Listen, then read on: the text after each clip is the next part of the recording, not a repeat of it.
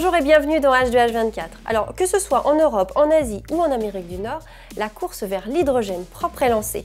Alors aujourd'hui, je vous propose de faire un focus avec Miko Mered sur l'Asie. Miko, on vous connaît déjà, mais je rappelle que vous êtes chargé d'enseignement sur les marchés de la géopolitique et de l'hydrogène à HEC Paris et ILIRI Lyon. Bonjour Miko. Bonjour Marion. Alors Miko, la première société hydrogène sera-t-elle asiatique? En tout cas, les Japonais aimeraient bien. C'est-à-dire qu'effectivement, suite au fait que Tokyo a été sélectionné pour les Jeux Olympiques de 2020, le gouvernement japonais s'est empressé de faire une stratégie hydrogène à partir de 2013 pour tout simplement poser les premiers jalons de cette société de l'hydrogène, qui est un concept à la base américain, mais qui a été donc repris au niveau asiatique, parce qu'en Corée du Sud aussi, on cherche à devenir cette première société de l'hydrogène. Alors le Japon est beaucoup plus avancé que la Corée du Sud, que ce soit sur des applications de mobilité, sur des applications stationnaires, sur tout simplement l'écosystème au global.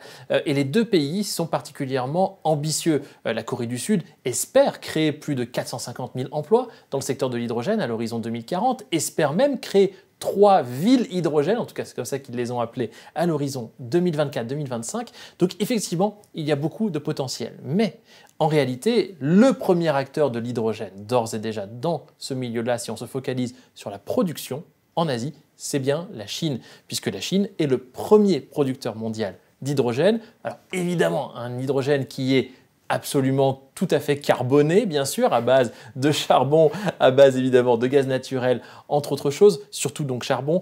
Mais fondamentalement, il n'y a pas que la Chine, il n'y a pas que le Japon, il n'y a pas que la Corée du Sud, il y a aussi la Malaisie, l'Indonésie, Singapour que vous pouvez imaginer pour des applications d'usage, mais aussi l'Inde, qu'il ne faut pas oublier, ou encore des acteurs d'Asie centrale comme l'Ouzbékistan ou le Kazakhstan qui essayent petit à petit de se positionner pour devenir, peut-être pas forcément des leaders, mais en tout cas des acteurs qui comptent dans le secteur de l'hydrogène. Mais là, on disait notamment la Chine, mais la Chine a été le premier à s'intéresser à la pile à combustible dès les années 70 dans le cadre de la recherche spatiale. Et aujourd'hui, concrètement, elle envisage quoi? Vous parliez de cette puissance et de cette dynamique hydrogène, mais est-ce qu'il y a déjà des projets de très grande ampleur qui ont été déployés? Alors en Chine, on connaît, vous l'avez dit, l'hydrogène depuis longtemps. On le connaît sous forme carbonée, principalement. Oui. L'objectif aujourd'hui pour le gouvernement chinois et les différentes provinces, qui aujourd'hui en Chine, il y a plus de 11 provinces qui ont installer des plans de soutien au développement de l'hydrogène, des subventions, mais aussi des super corridors, etc., au niveau de Beijing-Tianjin ou au niveau de Shanghai-Jiangsu, pour tout simplement faire en sorte qu'il y ait des écosystèmes complémentaires localisés. Donc aujourd'hui en Chine, le principal sujet, c'est en fait comment fait-on pour faire cohabiter les différents types d'énergie décarbonée. Donc premier problème, faire décarboner le secteur de l'hydrogène au niveau de la synthèse de l'hydrogène. Donc pour ça, la Chine mise sur le solaire, mise sur l'éolien, mise évidemment beaucoup sur l'hydroélectricité, mais aussi sur le nucléaire, qu'il ne faut pas oublier.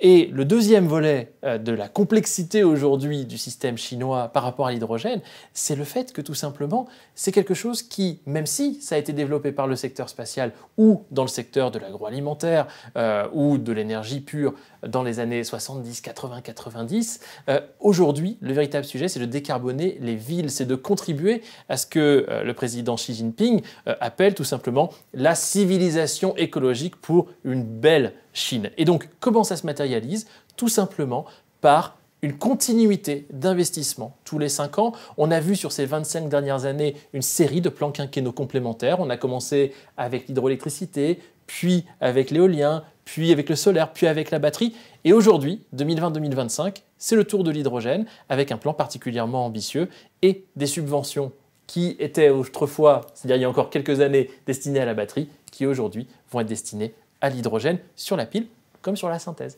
Donc en fait, un consommateur chinois pourra avoir une subvention pour s'acheter un véhicule à hydrogène.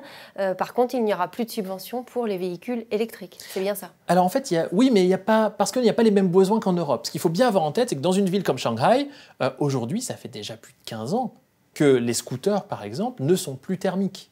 Là-dessus, la Chine a une forme d'avance par rapport à l'Europe, parce que tout simplement, l'air dans les villes, dans les grandes mégalopoles chinoises, est irrespirable et qu'il y a une demande, même si la Chine est une autocratie, il y a une demande de la population, des familles en particulier qui ont un enfant ou deux grands maximum, tout simplement d'avoir un air de moins en moins pollué. Et là-dessus, effectivement, l'électrification a été le grand œuvre des années 2000, début 2010, et maintenant l'hydrogène arrive en complémentarité. Et Wang Gang, le père de cette transition vers l'électrification en Chine sur ces dernières années, le qualifie très bien aujourd'hui. Ce qu'il explique, c'est tout simplement que l'hydrogène et l'électrification directe ont vocation à être combinés, à être complémentaires. L'hydrogène ne va pas remplacer tous les usages de l'électrique, mais inversement, l'électrique va de fait cohabiter avec l'hydrogène. Et ça, c'est quelque chose qui est finalement très raccord avec ce qu'on voit par ailleurs au Japon, en Corée du Sud ou encore en Malaisie ou à Singapour, où il y a une véritable complémentarité des deux,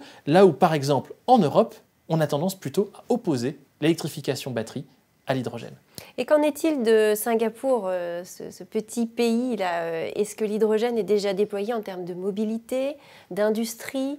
Cité-État de 5 millions d'habitants, évidemment, Singapour a deux intérêts par rapport à l'hydrogène. Premièrement, c'est évidemment décarboner son propre mix énergétique. Beaucoup de l'énergie aujourd'hui de Singapour vient de la Malaisie voisine, évidemment, qui elle-même a beaucoup recours évidemment au gaz naturel et au pétrole pour produire son électricité, puisque c'est un État pétrolier. Et ce qui est très intéressant au-delà de ça, c'est qu'à Singapour, au-delà des besoins locaux, il y a tout simplement toute une industrie des activités portuaires et maritimes qui est justement tout à fait mondial, c'est-à-dire que Singapour produit des outils qui sont exportés partout, et aujourd'hui, quand les industriels singapouriens se positionnent sur l'hydrogène, c'est véritablement, là aussi, dans une perspective donc d'irrigation internationale mondiale du secteur, par tout simplement les produits intermédiaires. Donc aujourd'hui, c'est tout ça qui se joue au niveau de Singapour, mais en complémentarité avec les autres États de la région qui en fait sont tous en train de converger vers cette transition à l'hydrogène.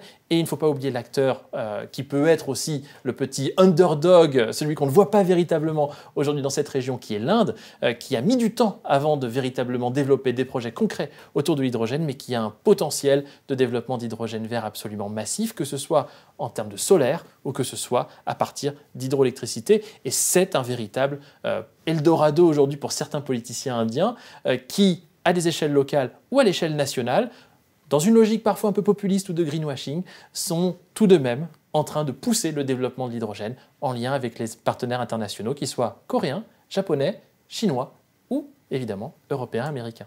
Donc l'Inde deviendra un vrai producteur, et en tout cas a les ressources pour produire de l'hydrogène vert. Donc c'est plutôt ambitieux et positif. Tout à fait. Une chose semble sûre, l'Asie rivalise d'ingéniosité en matière de transition énergétique et notamment en matière d'hydrogène. Merci Miko. Merci à vous. Je vous remercie de nous avoir suivis et je vous retrouve très bientôt pour une prochaine émission H2H24.